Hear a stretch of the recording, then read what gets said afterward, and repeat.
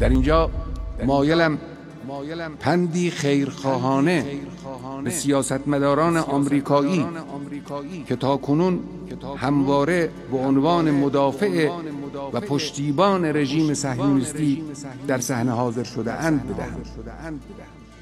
این رژیم تاکنون برای شما دردسرهای بیشمار داشته است. چهره شما را در میان ملت‌های منطقه منفور و شما را در چشم آنان شریک جنایات صهیونیست‌های غاصب معرفی کرده است.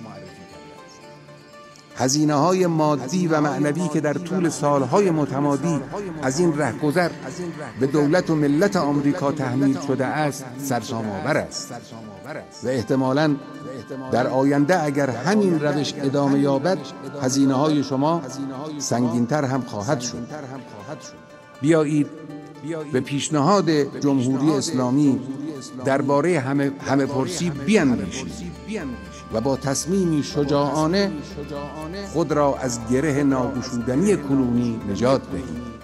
بیشک مردم منطقه و همه آزاداندیشان گیتی از این اقدام استقبال خواهند کرد.